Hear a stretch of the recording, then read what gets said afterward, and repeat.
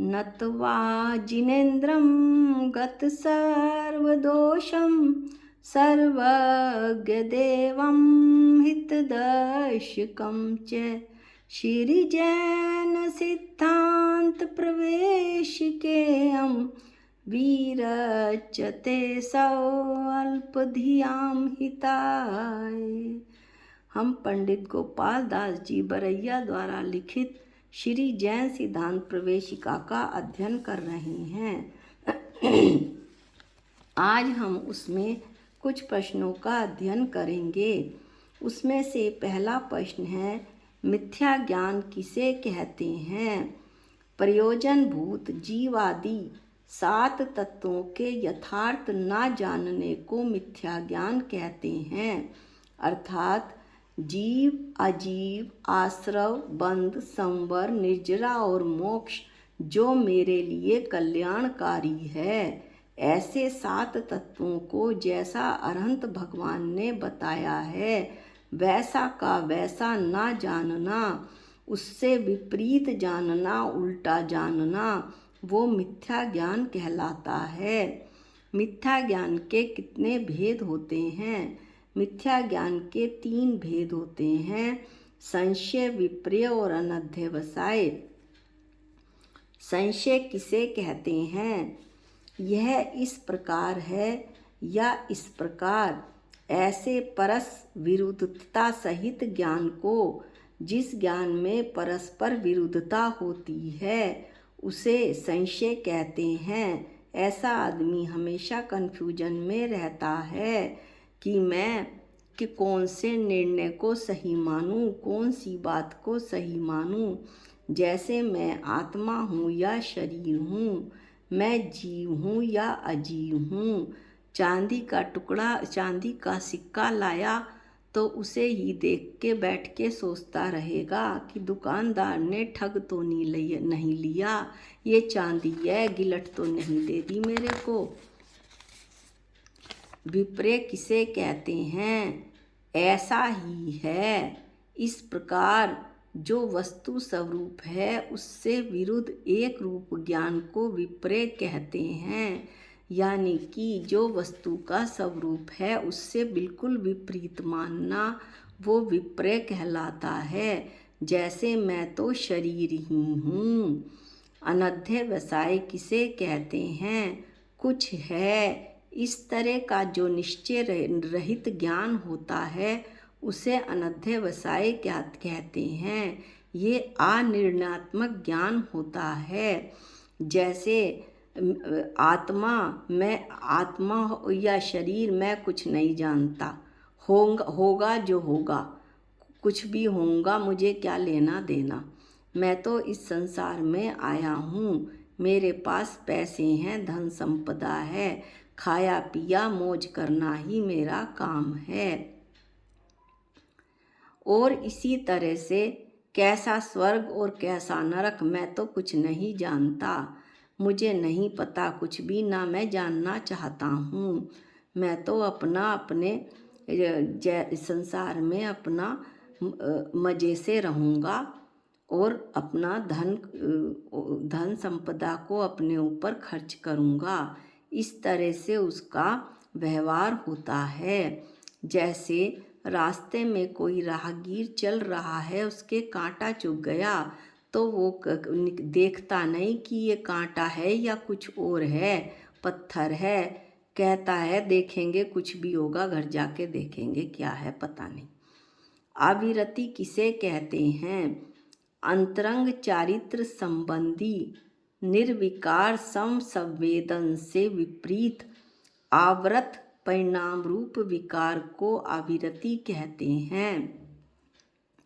अब इस भाषा को थोड़ा सा सरल करते हैं कि अंतरंग चारित्र संबंधी अपना उपयोग, मेरा उपयोग जब कषाय से रहित, जो कषाय से रहित मेरा उपयोग है। निर्विकार संवेदन, विकार से रहित अपनी निज आत्मा का अनुभव। ऐसे इस बात से विपरीत जो व्रतों को ना धारण करने की व्रत रहित जो को ना धारण करने की प्रवृत्ति है, या व्रत रहित जो परिणाम है, आत्मा के विकारी परिणाम हैं, उन्हें आविरति कहते हैं। इसे एक बार पुनः सुनिए। अपने उपयोग जो कषायों से रहित है, निर्विकार समसंवेदन, अपनी आत्मा का विकारों से रहित अनुभव करना, उससे विपरीत व्रत आदि से रहित उत्पन्न होने वाले जो आत्मा के परिणाम हैं, जो आत्मा के विकारी परिणाम हैं, उन्हें आविरति कहते हैं। बाह्य में त्रस स्थावर जीवों की हिंसा में तथा 5 इंद्रियां और मन के विषयों में प्रवृत्ति करने को आविरति कहते हैं। अगला प्रश्न है, आविरति के कितने भेद हैं? आविरति के 12 भेद हैं। षटकाय के जीवों की हिंसा का त्याग भाव नहीं करना तथा 5 इंद्रियों और मन के विषयों में प्रवृत्ति करना, इस प्रकार आविरति के 12 भेद होते हैं। थोड़ा सरल करते हैं। षटकाय के जीवों की हिंसा का त्याग भाव। षटकाय जीव 5 तो स्थावर, पृथ्वी कायिक, जल कायिक, अग्नि कायिक, वायु कायिक और वनस्पति कायिक, और छठा त्रस। इस तरह से 6 तो ये हो गए, और 5 इंद्रियां और मन के विषय 6 ये हो गए। इस तरह से आविरति के 12 भेद हो गए। फिर सुनिए, षटकाय के जीवों की हिंसा का त्याग भाव नहीं करना, 5 इंद्रियों और मन के विषयों में प्रवृत्ति करना, कुल आविरति के कुल 12 भेद होते हैं। अगला प्रश्न है, प्रमाद किसे कहते हैं? अनंतानुबंधी, अप्रत्याख्यान और प्रत्याख्यान कषायों के उदय में युक्त होने को, संजलन और 9 कषाय के तीर उदय में युक्त होने को, निरति 4 चारित्र पालने में उत्साह का ना होने को तथा स्वरूप की असावधानता को प्रमाद कहते हैं। इसको सरल तरीके से पढ़ते हैं।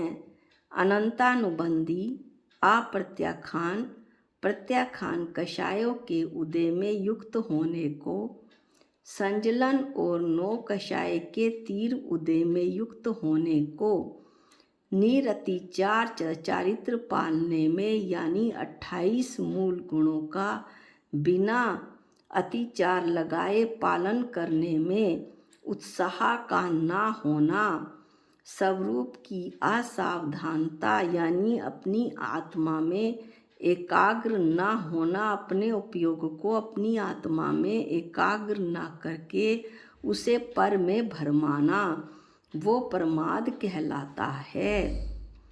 प्रमाद के कितने भेद होते हैं? प्रमाद के 15 भेद होते हैं। 4 विकथा, स्त्री कथा, राष्ट्र कथा, भोजन कथा, राजकथा।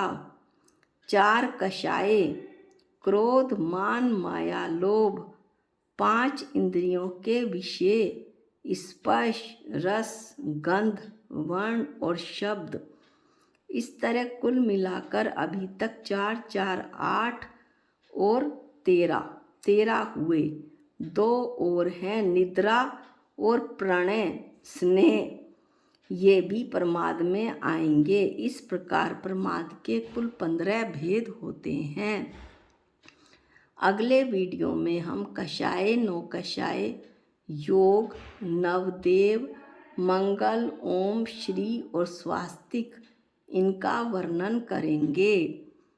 आज के वीडियो में इतना ही। जा वाणी के ज्ञान से सूझे लोकालोक, जो वाणी मस्तक नमो सदा देत हूँ धोख। हे जिनवाणी भारती तोहे जपूं दिन रैन, जो तेरी शरणागते वो पावे सुख चैन। सबको जय जिनेंद्र।